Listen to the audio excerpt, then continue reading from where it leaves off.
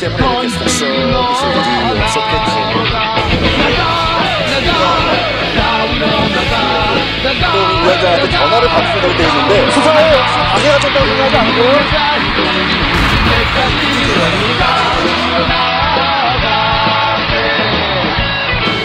10년 전에 고발뉴스.com 이상호 기자의 고발뉴스라고 하는 홈페이지를 만들면서 그때 사실 어렸을 때 초년병 기자 생활을 할 때부터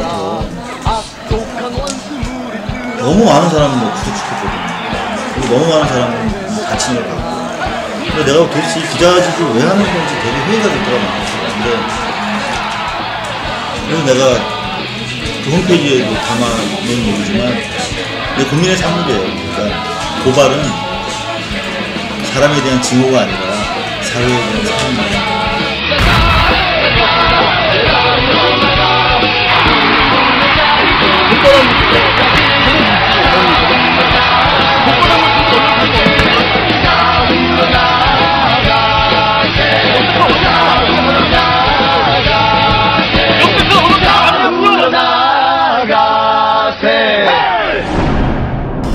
(2013년 5월 30일) 목요일 뉴스 독립군 데일리 고발뉴스입니다.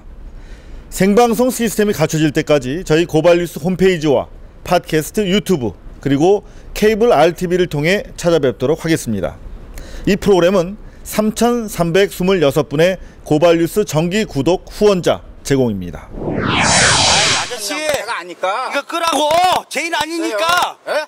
죄인 아니니까 끄라고. 치지 마세요. 이거 비싼 건데. 치지 말라니 이 양반아. 왜 찍어? 왜 쫓아다닙니까? 네가 뭔 같은 소리 하고 있어? 욕하지 말고. 네가 뭔데 나를 잡는 거야 지금? 말라고. 어? 하지 말고 이거. 내가 죄인이야 이 X야? 이 X가 이거. 놀라셨죠? 공포 분위기 조성해서 죄송합니다. 직접 당한 사람은 어땠을까요? 피해자는 파주신문 이용남 기자인데요. 저 사람들이 자신을 미행하고 또 폭행했다고 합니다. 이유는 아마 파주시장과 시의회에 비판적인 기사를 쓴 것 때문일 거랍니다. 이렇게 욕하지 말고 저는 그 시의회에서부터 제가 전부 관찰을 했고 그런데 미행의 이유를 얘기해라. 그랬더니 그 말 끝에 이제 시동을 걸더니 그냥 차를 우측으로 핸들을 꺾어서 그냥 가는 거예요. 그래서 그때 제가 핸들을 잡았는데 그게 매달려 갖고 한 20여 미터 끌려간 거죠. 경찰 쪽에서는 미행건에 대해서는 수사를 안 하고 있었던 거죠. 네. 그러니까 폭행건에 대해서는 그 조사를 해서 자백을 받았는데 미행건에 대해서는 사실상 그 손을 안 댔거든요. 지금 굉장히 두려운 상태에 있어서 아이들 뭐 그 자율학습도 안 하고 집에 오고 학원도 안 가고 뭐 집사람은 뭐 교직에 있는데 이게 뭐 출근하기도 매우 어려운 상황이에요.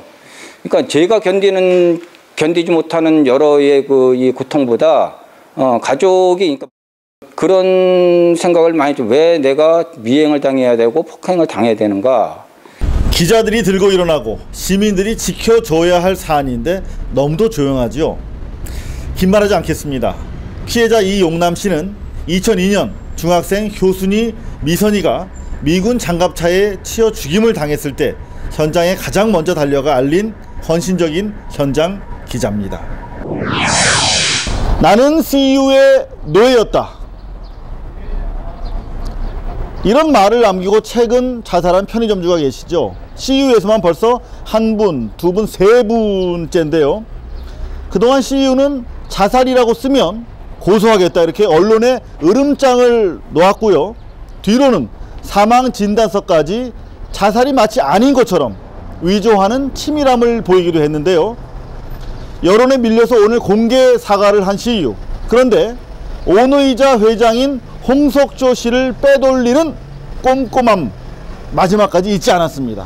홍석조 회장이 나와가지고 직접 사죄를 하면서 점주들 일일이 찾아다니면서 사죄를 해야 되는데 지금도 점주들한테 이런 식으로 지금 사건을 무마시키려고 하는 그런 태도로밖에 보이지 않는 부분에 대해서 상당히 저희는 지금 분노하는 입장이고요. 어떻게 한 회사의 그 대표 수장이 되는 사람으로서 전혀 진정성도 없고 반성의 기미도 안 보이고 태도가 옳지 않다라고 판단하고 있습니다. CEO 홍석조 씨는 삼성 홍라희 씨 동생, 그리고 중앙일보 홍석현 회장의 동생인데요. 중앙일보 홍 회장이 과거 엑스파일에서 밝힌 바에 따르면 이건희 씨의 지시를 받아서 검찰 간부들에게 뇌물을 전달했던 바로 그분인 거 여러분들 기억하시죠? 여기 빼돌리기가 또 있네요. 이재용 씨가 오늘 뜬금없이 대국민 사과를 했는데요. 아들의 학교 문제로 무리를 빚었다, 세심하게 살피지 못했다고 밝혔습니다. 아직 검찰 수사가 진행 중인데 무리를 빚은 정도로 어물쩡 털고 넘어가려는 거 아니냐는 비판이 제기되고 있는데요. 정작 문제는 이재용 씨 아들 문제를 사과하는데 정작 당사자인 아버지를 빼돌린 겁니다. MBC 앵커 출신인 이인용 사장이 대신 사과했다고 합니다. 사장이 사과팀장의 약자는 아니겠죠. 교육청과 검찰이 벌써 3달째 조사 중인데요.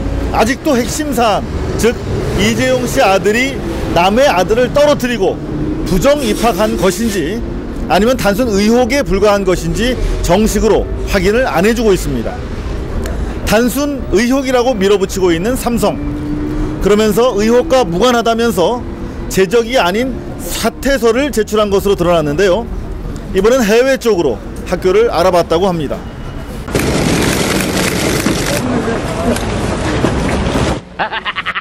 이재용 씨에 대한 사정당국의 거북이 수사도 문제지만 언론의 봐주기 역시 돋보입니다. 삼성 쪽 중앙일보는 아예 작정을 한 모양새입니다. JTBC도 비슷한데요.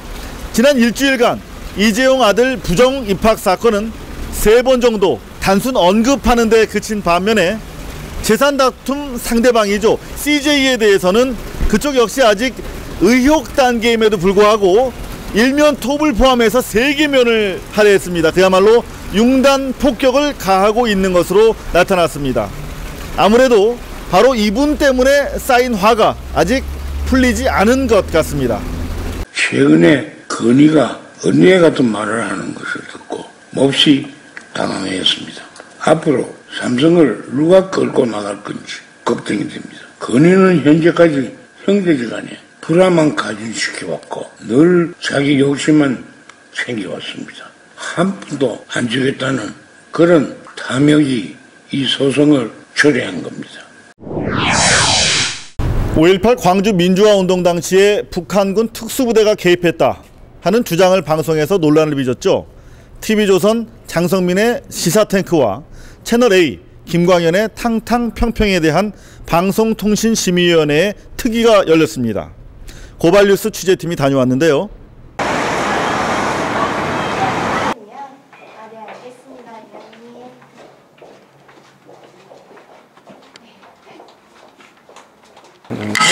비공개로 아예 비공개로 진행되는 건가요?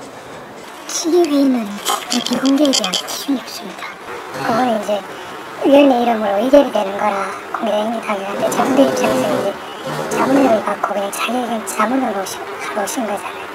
그게 이제 언론이나 일본 나가면 또 별개의 문제거든요. 저희가 우회적으로 확인을 해보니까요, 종편 재허가에 영향을 주는 중징계 쪽으로 의견이 모아졌다고 합니다. 특위의 의견은 다음 주 수요일 소위에서 의결되는데요. 이변이 없는 한 경고 수준의 중징계가 확정될 것으로 보입니다. 그런데 이건 어떻게 하지요? 오늘 국방부가 광주시의 질의에 대한 답변에서 5.18 당시 북한군의 개입을 확인할 수가 없었다고 모호한 답변을 보냈다고 하는데요. 이 정신없는 국방부는 도대체 어디서 누가 시비를 해야 되는 건지 참 난감하군요. 목요일 순서 마무리는 서혜성 교수의 3분 직설로 가름하겠습니다. 국민 알 권리의 해방을 위한 뉴스 독립군 데일리 고발뉴스 2013년 5월 30일 순서 여기서 마칩니다. 시청해주신 여러분 감사드립니다.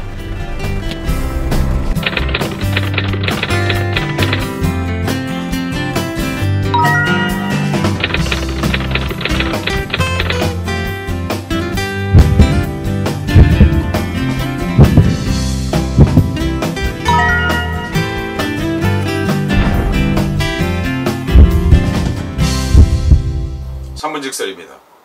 철학자 칸트는 참 비경제적인 인간입니다. 그가 퀘니스베르그의 7개의 다리를 제 시간에 맞춰서 건넜다고 하는 이야기는 아주 유명합니다. 그 도시 사람들은 그를 보고 시계를 맞췄다고 합니다. 정말 그 도시 사람들이 그러했을까요? 저는 그 문제를 이렇게 생각합니다. 퀘니스베르그 사람들은 그 철학자의 삶과 가치를 믿었다는 최고의 찬사일 것입니다. 그러나 여러분, 칸트는 전혀 경제적인 인간이 아니었습니다. 또 그의 철학 또한 경제학도 아니었습니다. 굳이 우리나라의 소녀시대와 비교한다면 그는 별로 쓸만한 존재가 아니었습니다. 그리스의 유명한 3대 철학자 소크라테스, 플라톤, 아리스토텔레스라고 해도 마찬가지일 것입니다. 근대 철학자 효시라고 하는 데카르트나 스피노자라고 해도 다 마찬가지로 돈이 안 되는 사람들이었습니다. 주로 인류는 이 돈 안 되는 사람들을 스승이라고 불러왔습니다. 프랑스에 있는 아주 작은 도시 이름 하나는 데카르트입니다. 그 이유는 아무것도 없습니다. 바로 그곳이 데카르트의 고향이기 때문입니다. 만약에 돈이 안 된다고 이 모든 것들을 폐쇄한다고 한다면 우리는 철학자들의 기억을 지우는 것이 마땅합니다. 우리나라 대학들이 국문과를 없앤다고 합니다. 또 어떤 대학은 회화과를 없앤다고 합니다. 대학에 깃든 상업주의는 신자유주의 바람을 타고 거침없이 이어지고 있습니다. 여러분, 대학이란 이상을 끝까지 밀고 가는 다른 어떤 곳에서도 모든 것이 시장화 되더라도 대학은 그 마지막까지 비시장적 역할을 수행해야 하는 것입니다. 특히 인문학 분야는 시장과 무관한 것입니다. 돈 안 되는 일을 대학이 지속하지 않았다면 지상에서는 시장만이 남았을 것입니다. 우리가 참으로 아끼고 사랑에 맞지 않는 김소월은 취업을 해서 시를 쓴 게 아닙니다. 경제적으로 본다면 시란 참으로 무용한 짓입니다. 세계적인 미술가 백남준은 한국에서 태어났지만 한국에서 하루도 취업한 적이 없습니다. 대학에서 국문과와 회화과를 폐지하면서 문화 강국을 외치는 것은 일종의 문화적 외설입니다. 김소월과 백남준의 영혼을 호족에서 파내는 일은 중지되어야 하며 도리어 이러한 인문학 분야와 예술 분야에 국가와 정부 그리고 지방정부 대학은 더 강력한 지원을 해야 하는 것이 마땅합니다. 3분 직설했습니다.